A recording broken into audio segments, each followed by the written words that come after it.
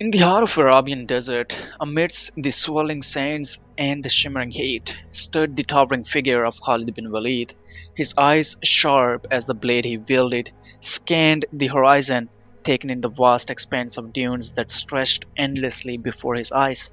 He was a man forged in the crucible of battle, a warrior whose name struck fear into the hearts of enemies and inspired awe in his comrades. My name is Sohail, you're watching Epic History, and this is the story of Khalid bin Walid. The wind whispered tales of his valor and the countless battles he had fought and won in the name of Islam, but amidst the accolades and the glory, there was a shadow that lingered in Khalid's heart, a memory of the days before his conversion to Islam, when he had stood on the opposite side of the battlefield, a fierce adversary of the Prophet Muhammad, peace be upon him, and his followers. It was a memory that Khalid could not shake, a stain on his soul that he longed to cleanse. And so, as he stood alone in the desert with nothing but the endless sands for company, Khalid made a solemn vow to himself and to Allah. He would seek redemption for his past sins. He would devote his life to the cause of Islam, and he would become a beacon of hope for his people.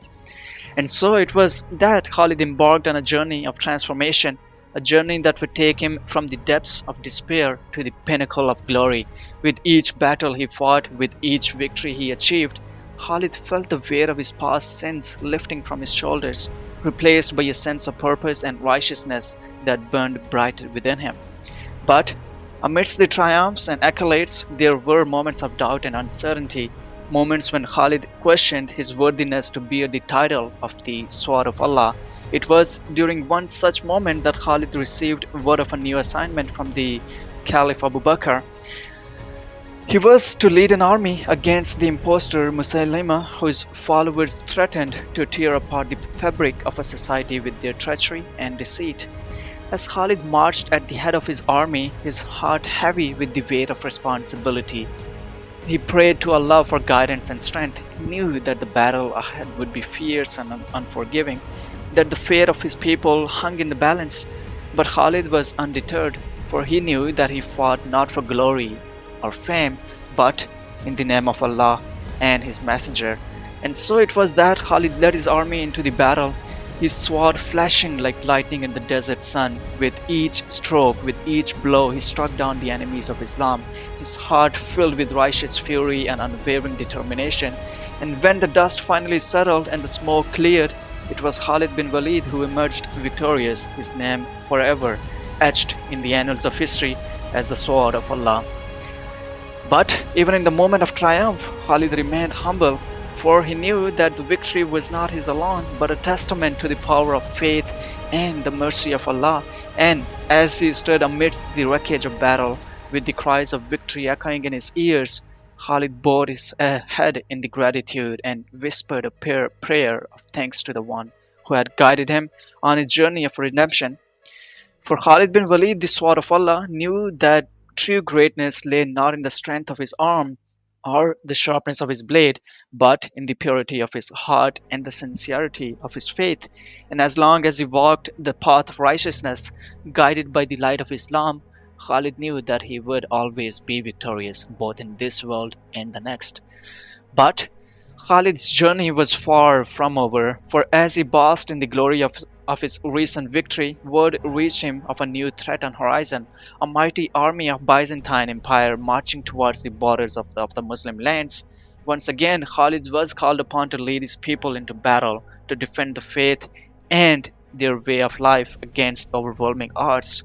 With the fervor of a true believer and the tactical brilliance of a seasoned commander, Khalid bin Walid marshaled his forces and prepared for the coming storm. He knew that the Byzantine army was vast and well equipped, their soldiers seasoned veterans of the country's campaigns. But Khalid was undaunted, for he knew that the power of faith could move mountains and overcome any obstacles. And so it was that Khalid led his army into the battle once more, his sword gleaming in the sun as he rode at the head of his troops. The clash of steel and the cries of wounded filled the air as the two armies collided in a fury of blood and thunder. But amidst the chaos and confusion, Khalid remained calm and resolute, his eyes fixed firmly on the prize. With each passing moment, Khalid's genius as a commander shone brighter as he outmaneuvered and outfixed his opponents at every turn. Despite being outnumbered and outgunned, Khalid's army fought with a ferocity and determination that bordered on the divine, inspired by their leaders' unwavering faith and indomitable spirit. And when the dust finally settled and the smoke cleared, it was Khalid who emerged victorious once again, his enemies vanquished and his people safe from harm.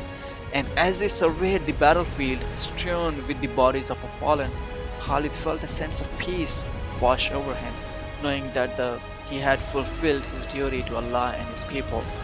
For Khalid bin Walid, the sword of Allah, knew that his journey was far from over, that many more battles lay ahead in the eternal struggle between good and evil. But as long as he walked in the path of righteousness, guided by the light of Islam, Khalid knew that he would always emerge as victorious, a shining example of faith and courage for all who followed in his footsteps.